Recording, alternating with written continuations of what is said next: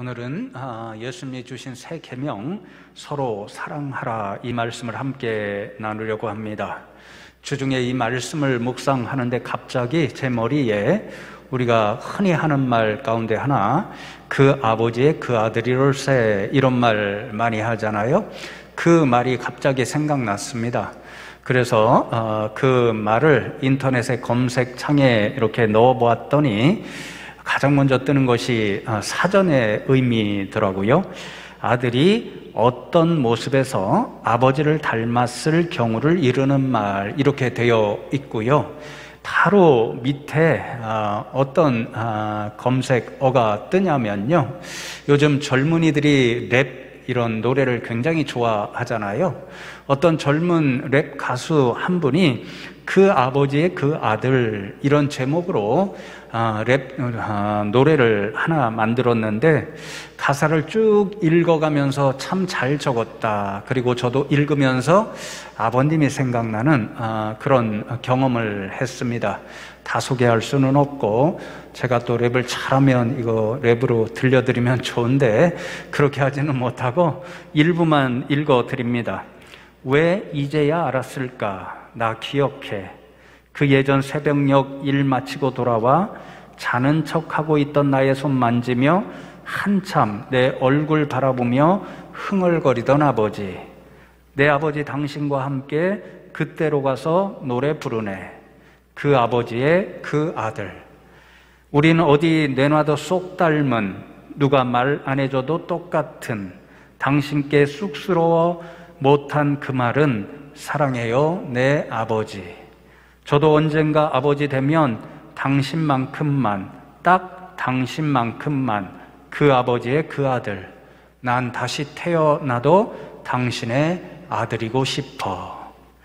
가수가 부르고 있는 아버지를 쏙 닮은 그 아버지의 그 아들이고 싶다, 이 가사를 읽는데요, 오늘 함께 나눌 이 말씀이 매치가 되면서 이 말씀의 가사를 조금만 바꾸면 그것이 곧 예수님께서 오늘 들려주시는 그 마음이구나 하는 생각을 하게 되었습니다. 오늘 말씀을 보시면 예수님께서 서로 사랑하라 하는 이 세 계명을 주시면서 제자들에게 바라고 있는 소망이 있다는 것을 알게 되는데요, 35절 말씀을 보시면 너희가 서로 사랑하면 이로써 모든 사람이 너희가 내 제자인 줄 알리라, 그렇게 말씀합니다. 제자들이 예수님께서 주시는 이 세 계명대로 서로 사랑하면 세상의 모든 사람이 보고, 야, 저 사람 정말 스승 예수님을 쏙 닮았구나, 그 스승의 그 제자구나, 이렇게 알고 인정하게 되는데, 예수님께서 세 계명을 주시면서 그런 사실을 기대하시고 있는 이 마음을 읽을 수 있습니다. 여러분, 이 말씀에 알리라, 이 말씀이 굉장히 중요한 말인데요, 기노스코 헬라 원어는 그렇습니다. 그저 그냥 사실을 안다, 이 말이 아니라요, 어떤 사실을 아는데 관찰과 경험을 통해서 알게 되고 그래서 인정하게 된다, 이런 뜻을 가지고 있습니다. 예수님께서 주신 새 계명대로 서로 사랑하는 믿음의 공동체를 저와 여러분이 이 교회를 통해서 이루게 됩니다. 그러면 주변의 사람들이 그 사실을 보게 되겠죠. 아, 숭실교회 정말 사랑하는 그런 교회 공동체구나, 그 사실을 관찰하게 됩니다. 그런 관찰을 통해서 그 세상 사람들이 예수님이 서로 사랑하라고 했던 그 의미, 그 모습을 보면서 이것이 그런 모습이구나, 그것을 깨닫고 알게 됩니다. 그러면 어떻게 되냐면요, 야, 이 사람들 정말 예수님을 쏙 닮은 제자들이 맞구나, 숭실교회 모든 성도님들은 그 스승의 그 제자들이구나, 이러한 사실을 인정하게 된다라는 거죠. 그러면 저와 여러분만 세상으로부터 칭찬받고 인정받는 것이 아니라 예수님도 칭찬받고 영광을 받게 되어 있습니다. 그런데 거꾸로 사랑하지 못하고 서로 미워하게 되면 세상 사람들이 어떻게 반응할까요? 저 사람들 정말 예수님의 제자들 맞아? 예수님의 사람들 맞아? 스승이 저렇게 가르치셨나? 이렇게 이야기를 듣게 되겠죠. 그러면 저와 여러분만 비난을 받는 것이 아니라 예수님도 영광을 받지 못하는 그런 안타까운 일이 생길 수밖에 없습니다. 그러나 여러분, 오늘 말씀을 통하여서요, 예수님께서 제자들에게 소망하셨듯이 저와 여러분에게도 소망하고 기대하는 것이 바로 서로 사랑하는 공동체로 알려지고, 그래서 숭실교회 성도들 다 정말 예수님의 제자들이구나, 쏙 닮았구나, 그 스승의 그 제자구나, 이런 인정받기 원하시는 예수님, 그것을 생각하면서 정말 서로 사랑하는 믿음의 공동체로 소문이 나고 인정받고 칭찬 듣는 우리 교회, 또 성도님들 되면 좋겠습니다. 그래서 여러분, 말씀을 이어가기 앞서서요, 우리 교회에서 다 함께 기도하고 진행하고 있는 이 비전 2030, 특별히 이 일을 앞장서서 하고 계시는 우리 성도님들을 좀 칭찬하면 좋겠다, 이런 생각이 들었습니다.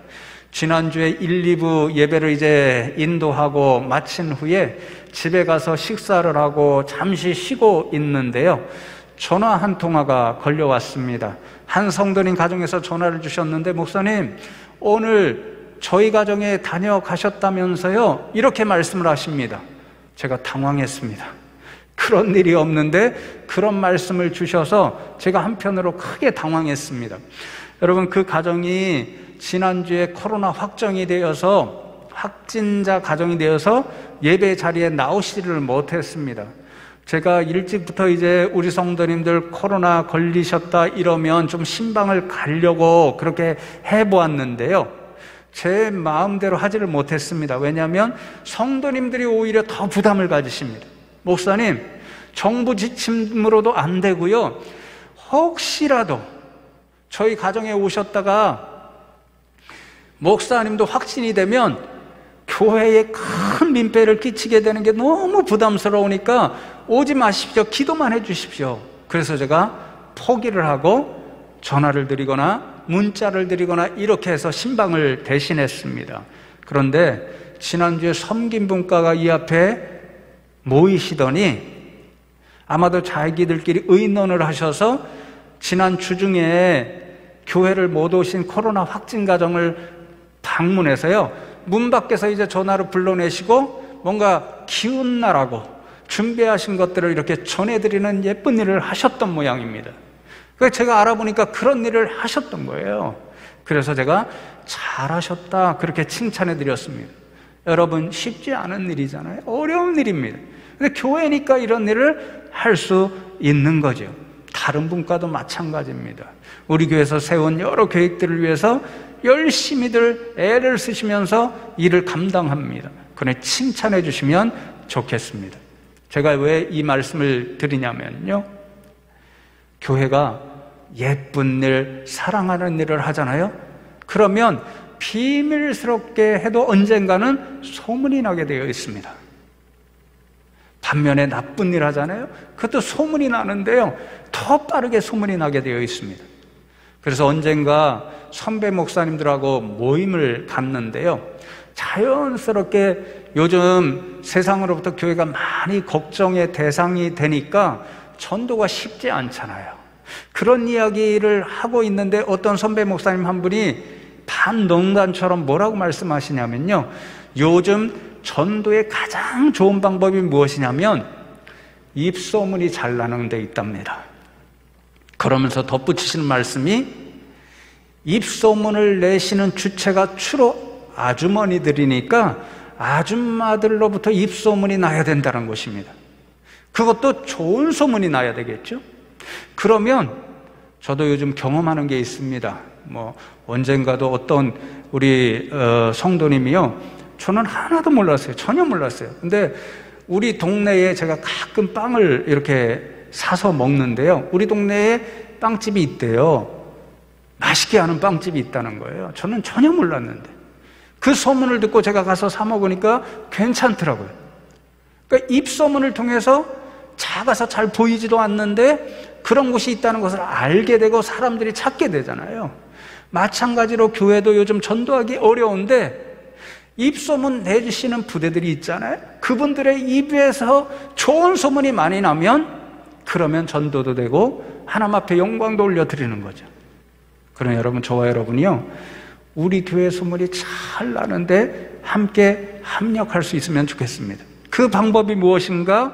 예수님 말씀하시는 대로 서로 사랑하는 믿음의 공동체를 이루면 사람들이 보고, 자, 저 숭실교회 사람들 정말 자신의 주 스승이신 예수님을 쏙 닮은 사람들이구나, 그런 교회 공동체면 나도 한번 가봐야지, 이런 입소문이 날 줄로 믿습니다.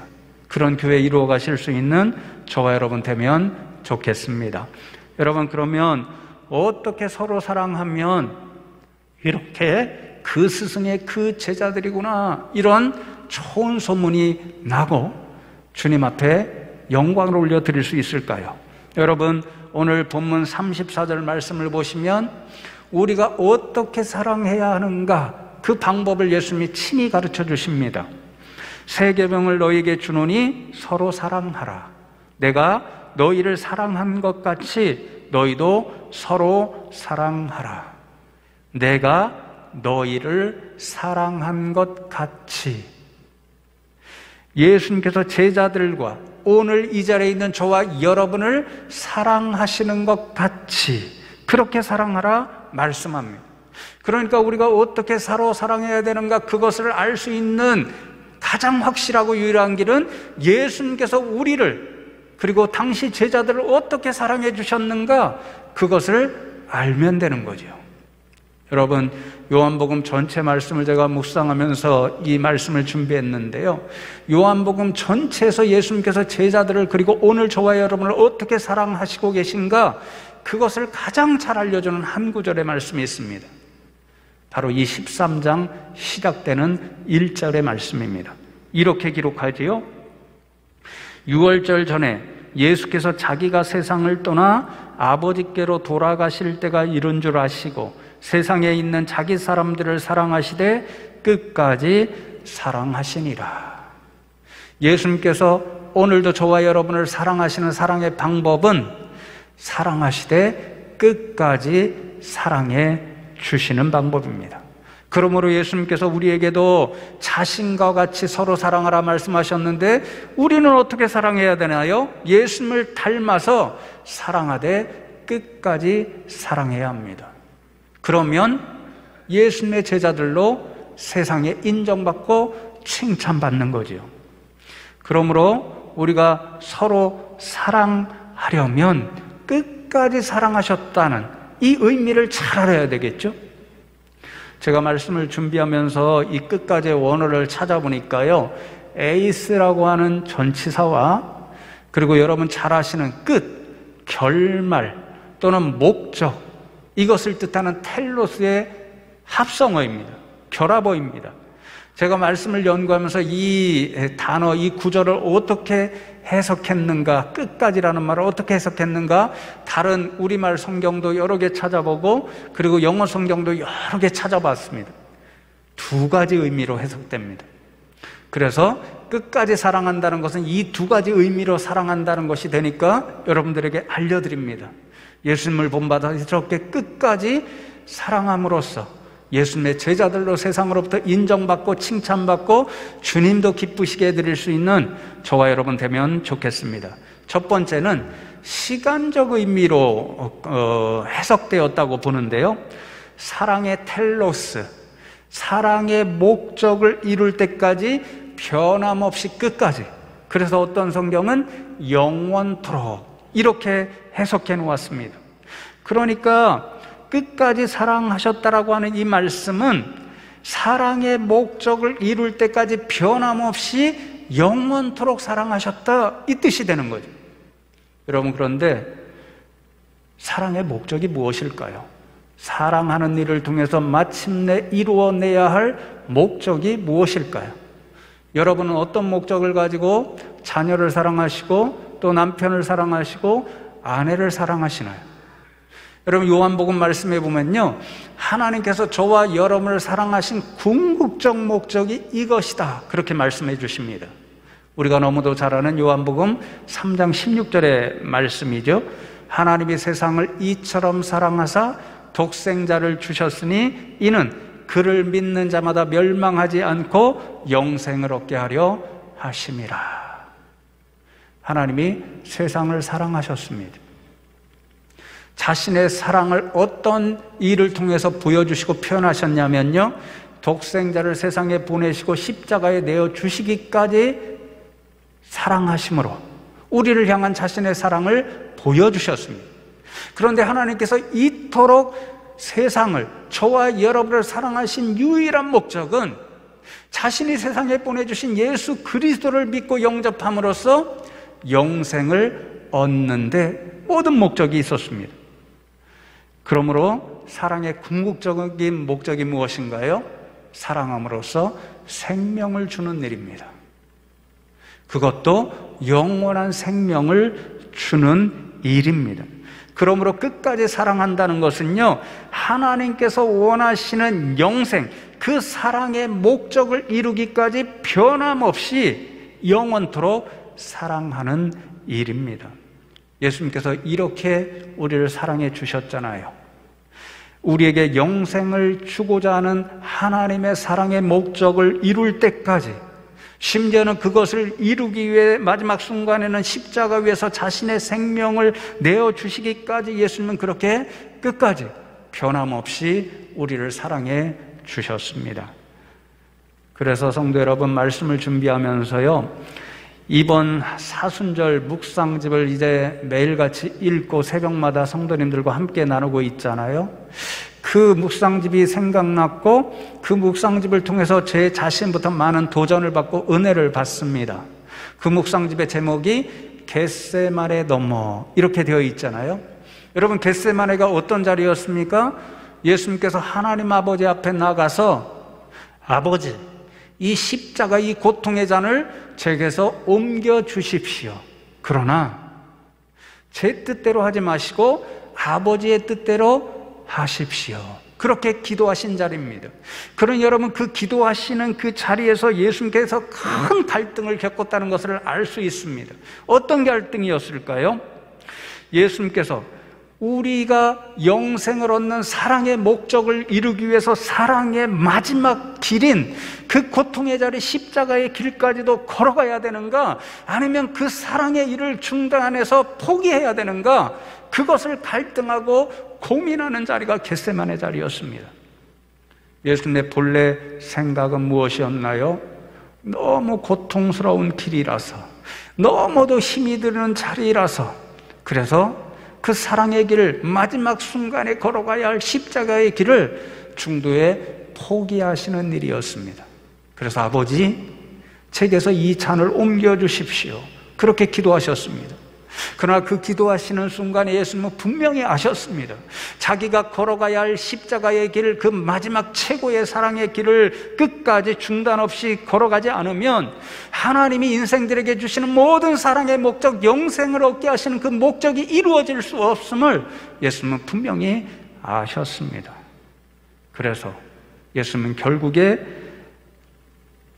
나의 뜻대로 마시고 아버지의 뜻대로 하옵소서, 그렇게 기도하셨습니다.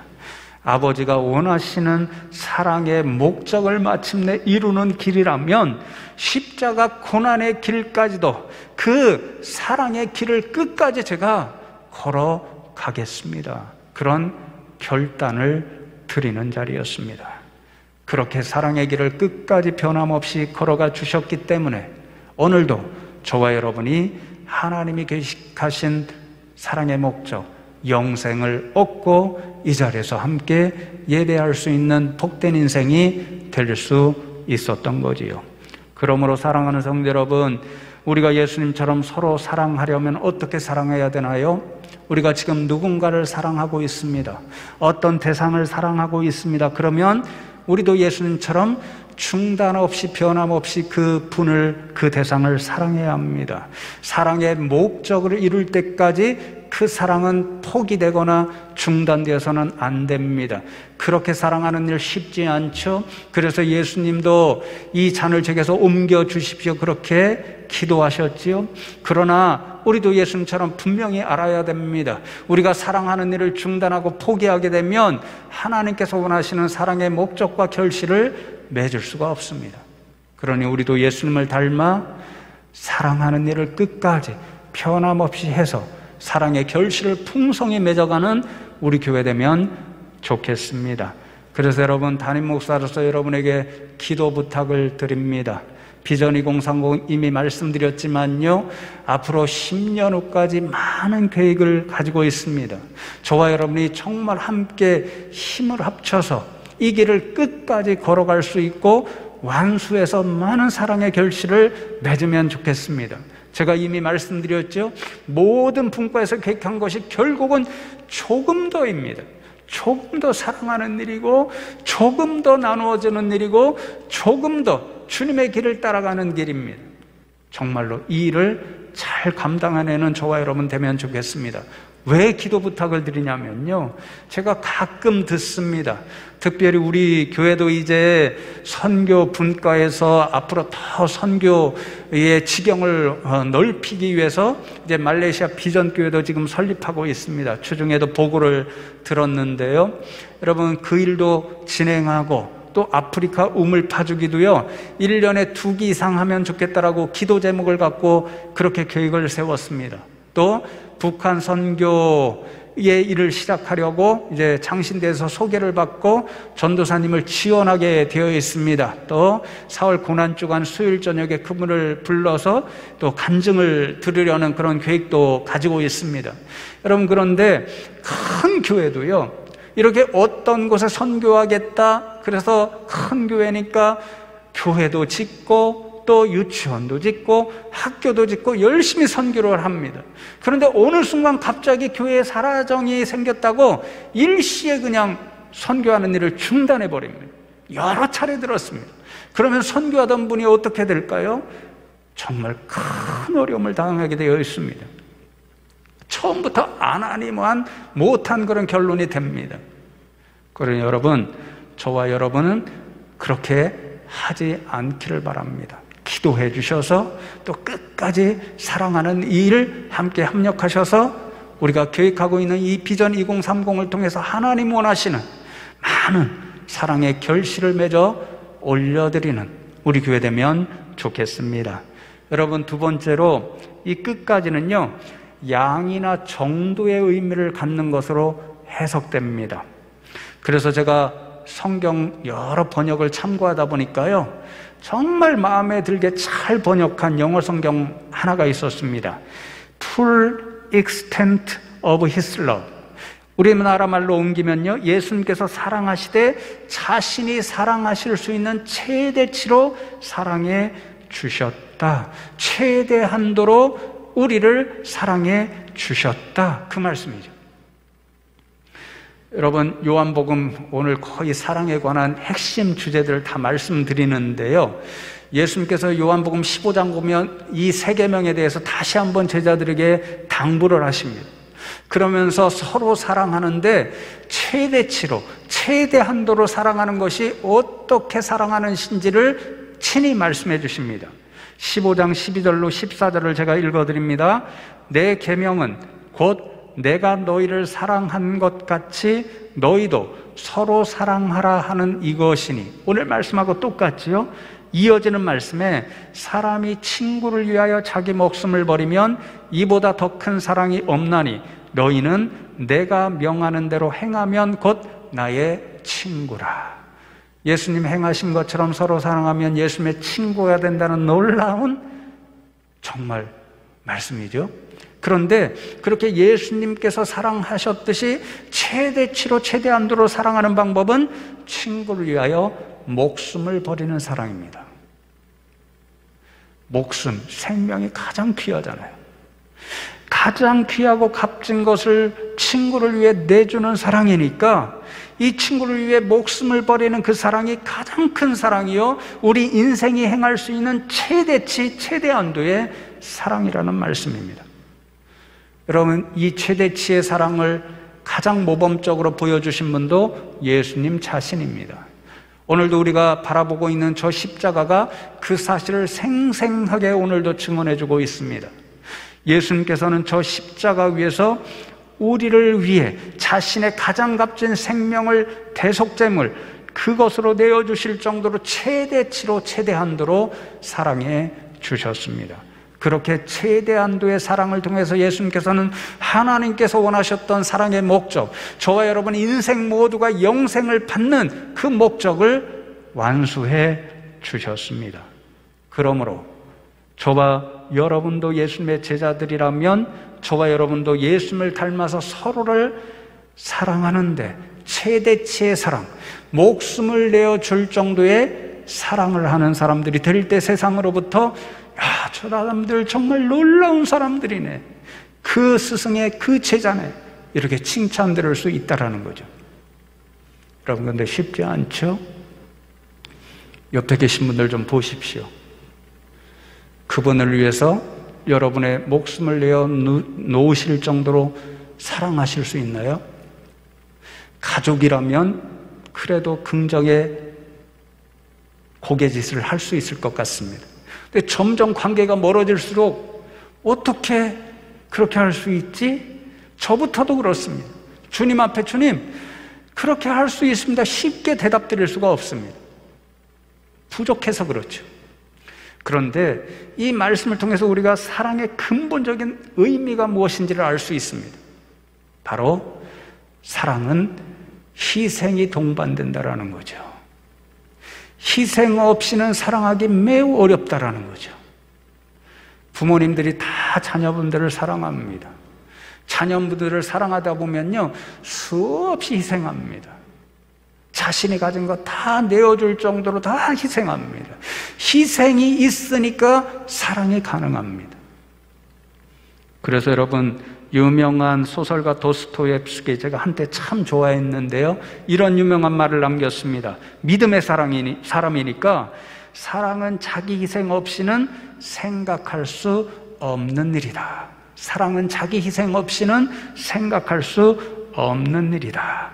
예수님께서 십자가에서 보여주신 최대한도의 사랑도 그것이잖아요.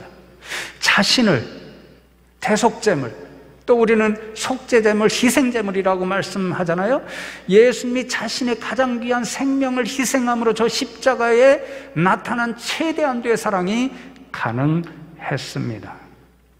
그러니 여러분, 예수님의 당부를 받아 예수님처럼 서로 사랑하는 이 교회 공동체는 근본적으로 어떤 공동체냐면요, 희생함으로 사랑의 결실을 이루어가는 공동체입니다.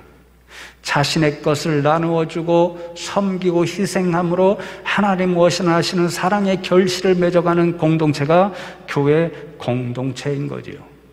그러니 여러분, 교회에서 자신의 유익을 취하려는 것은요, 교회의 자세나 태도가 아닙니다. 안타깝게도요, 여기 있는 김현수 목사가 대단한 존재가 아닙니다. 부족해서 여러분들에게 드릴 것이 너무도 없는 그런 인생입니다. 그런데도 종종 목회를 하면서 경험하는 일이 무엇이냐면요, 어떤 분들이 찾아오십니다. 그래서 말씀을 가만히 듣다 보면요, 이것 좀 주십시오, 저것 좀 해주시면 안 되겠습니까? 그런 일들을 합니다. 인사청탁도 있고요, 그런 부탁을 합니다. 제 능력이 부족해서 주지 못하면 교회를 떠나는 분들 여러 분을 보았습니다. 여러분, 안타깝지만 그분들의 잘못된 생각이 무엇입니까? 교회를 자신의 유익을 얻는 자리로 생각하는 데 있다는 것입니다. 오늘 말씀을 보면 교회는 궁극적으로 예수님을 담는 사랑의 공동체입니다. 그 사랑은 희생이 없이는 이루어질 수 없는 그런 일입니다. 그러니 교회는 자신의 유익을 1차적으로 취하는 자리가 아니라 희생하고 섬기는 자리입니다. 희생의 사랑을 통해서 하나님께서 원하시는 사랑의 결실을 이루어가는 자리가 교회의 자리라는 거죠. 그럴 때 세상이 교회를 보고 정말 스승이신 예수님을 닮은 공동체구나 이렇게 인정하고 칭찬하고요, 마침내 예수님이 기뻐하시고 예수님께서 우리를 위해서 이루신 사랑의 목적, 영생이라고 하는 가장 귀한 선물을 저와 여러분에게 주십니다. 그러면 이번 말씀을 준비하면서 이제 말씀을 맺으려고 하는데요, 한 가지 과학적 사실을 새삼스럽게 이제 더 알고 뭐랄까요, 큰 깨달음을 얻은 한 가지가 있습니다. 적혈구의 사랑이라고 하는 저 짧은 글을 우연히 읽게 되었는데요, 그럼 우리 몸에 있는 모든 기관이 살아 움직이려면, 그리고 저와 여러분도 살아 움직이려면 산소가 있어야 됩니다. 그런데 여러분, 우리 몸의 모든 기관이 그 필요한 산소를 어디서 얻나요? 다 아시죠? 적혈구로부터 얻습니다. 적혈구는 골수에서 만들어진다고 합니다. 그렇게 만들어지면 폐로 이동을 해서 폐가 이제 산소를 만들어내고 공급하잖아요.